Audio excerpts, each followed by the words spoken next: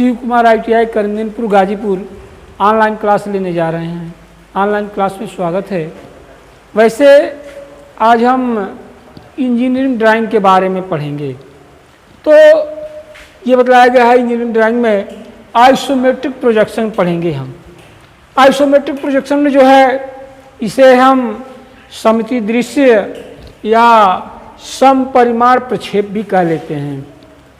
जिस प्रक्षेप में वस्तु का चित्रण क्षैतिज रेखा 30 डिग्री का कोण बनाते हुए किया जाए उसे समपरिमाण प्रक्षेप कहते हैं।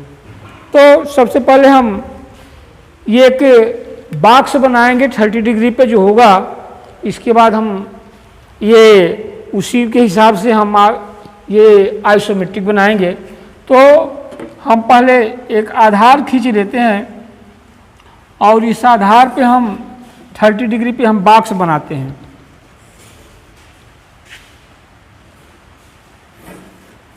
ये जो बॉक्स होगा इस हिसाब से होगा, 30 डिग्री पे होगा।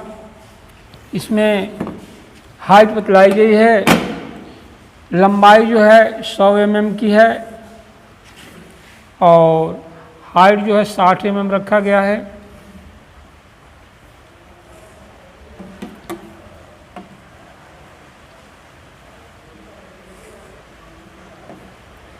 यहाँ से इसकी दूरी रखी गई है 60 mm। यहाँ से इस ऑब्जेक्ट की दूरी 60 mm रखी गई है और यहाँ से इस ऑब्जेक्ट की ये लंबाई जो है 100 mm रखी गई है।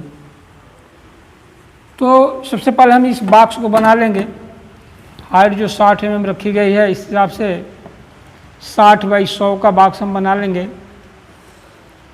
यहाँ से इसके समानांतर इस रेखा को खींचेंगे और इसके समानांतर हम इस रेखा को खींच लेंगे। इसी के समानांतर हम इस रेखा को भी खींच लेंगे सेट स्क्वायर के सहारे और इस रेखा को हम इसके समानांतर हम खींच लेंगे। इसमें इस बॉक्स में हमें अगली ड्राइंग कौन सी बनानी है उस हिसाब से हम बनाएंगे। तो यहाँ से इसका हम सेंटर ले लेंगे और यहाँ क्या करेंगे, ये 20 mm इधर छोड़ देंगे और 20 mm इधर छोड़ देंगे। हम इसको क्या करेंगे, इसको इस पॉइंट से इसको हम डायरेक्ट यहाँ पे एक मिला देंगे और इस पॉइंट से हम यहाँ से इससे मिलाएंगे। ये ऑर्थोग्राफी बनाने का, आइसोमेट्रिक बनाने का यह आसान तरीका होगा आप लोगों के लिए।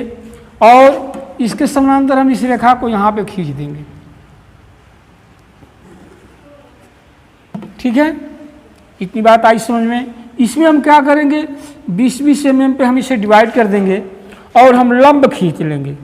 ये जो लंब होगा 20-20 mm का होगा, ये लंब भी 20 mm का होगा। इसके समानांतर हम जहाँ ये पॉइंट हमारा 20 mm बतलाएगा उस हिसाब से हम इसे 20 mm खींच लेंगे।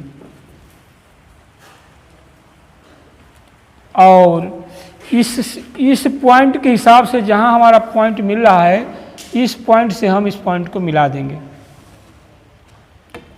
इसके बाद हम देखेंगे कि जो इसमें अधिक दिख रहा है उसके हिसाब से हम इसे मिटा देंगे। ये हमारा पॉइंट जो अधिक दिख रहा है यहाँ से लेकर के यहाँ तक, ये पॉइंट अधिक दिख रहा है, इसे हम मिटा देंगे और इसको मिटा देंगे।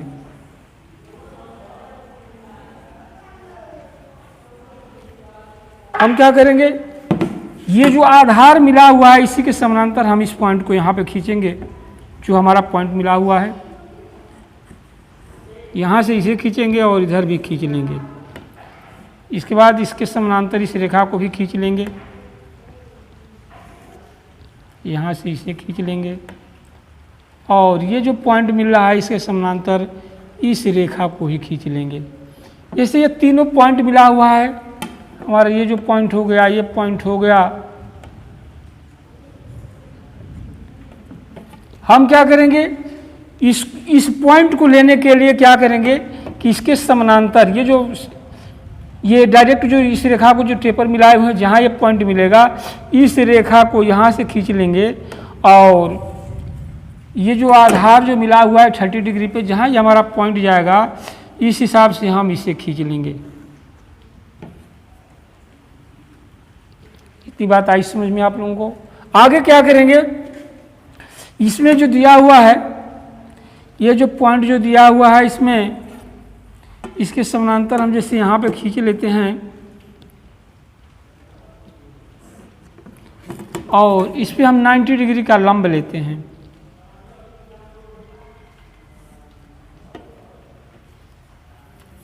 और इसके समानांतर इस पॉइंट को, जहाँ हमारा पॉइंट मिल रहा है, हम इस पॉइंट को यहाँ से खींच लेंगे।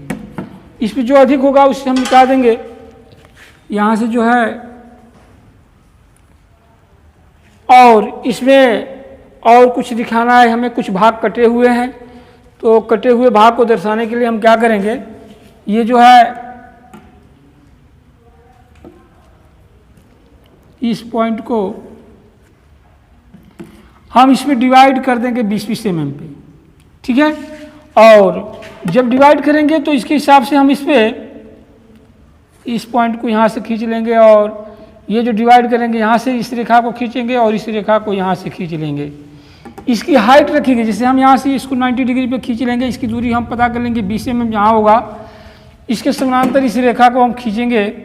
ये जो पॉइंट जो होगा जहाँ 20 mm बतलाएगा, यहाँ अगर 20 mm बतला रहा है, ठीक है, तो ये पॉइंट जो हमारा इसके समानांतर हो गया, लेकिन हम इसके समानांतर इस रेखा को खींचेंगे जहाँ ये पॉइंट मिलेगा, ठीक है। इस पॉइंट के बाद ये जो है इसके समानांतर हम इस रेखा को खींच लेंगे जहाँ ये पॉइंट मिल रहा है, इस आधार पे इसके समानांतर हम इस रेखा को खींचेंगे, ठीक है। तो इसमें इसके बाद हम क्या करेंगे, जो पॉइंट हल्की होगी उसे हम गाढ़ा कर लेंगे।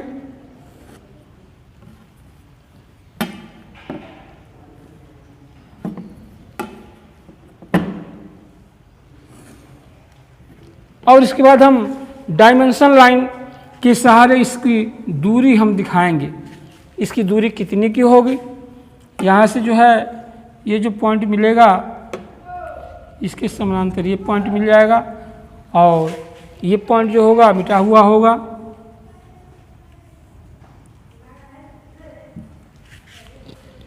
हम इसके समानांतर जो है ये सब सारी दूरियां दर्शाएंगे। यहाँ से इसे खींच लेंगे, यहाँ से इसे खींच लेंगे, यहाँ से इसे खींच लेंगे और यहाँ से इसे खींच लेंगे। इसमें डायमेंशन लाइन के सहारे इस दूरी को हम दर्शाएंगे।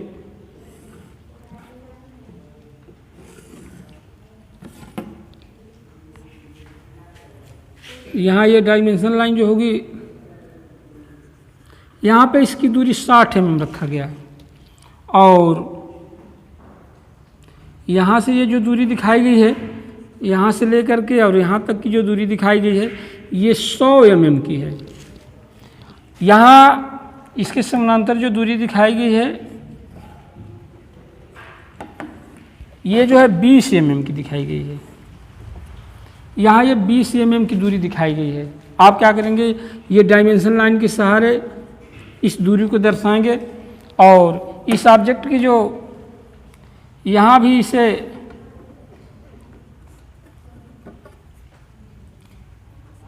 ये 20 mm रखा गया है।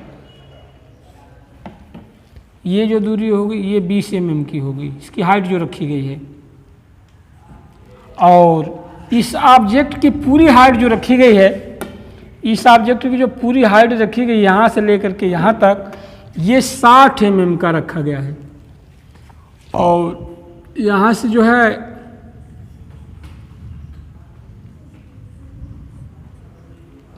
ये 60 mm की रखी गई है। यहाँ से जो इसकी जो दूरी रखी गई है, आप यहाँ पे देखेंगे इस दूरी को दर्शाया गया है, इसे 20 mm रखा गया है। डायमेंशन लाइन के सहारे हम इस दूरी को दर्शाएंगे और इसकी हाइट जो रखी गई है यहाँ से लेकर के यहाँ तक जो है इसकी हाइट ये भी 20 mm की रखी गई है। ये भी 20 mm की रखी गई है, इसे 20 mm दर्शाया गया है यहाँ पे। तो ये जो होगा हमारा ये समपरिमाण जो प्रक्षेप है या आइसोमेट्रिक जिसे कह लेते हैं आप, इसमें ये हमारा जो होगा एलिवेशन होगा।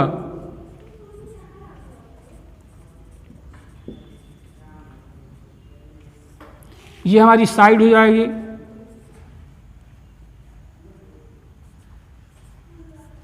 और ये जो ऊपर का भाग होगा हमारा प्लान हो जाएगा। ये हमारा प्लान हो जाएगा।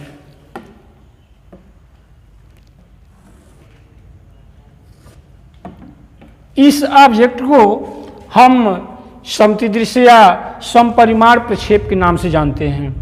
ये हमारा आइसोमेट्रिक जो है, इसका हम आगे ऑर्थोग्राफी बनाएंगे।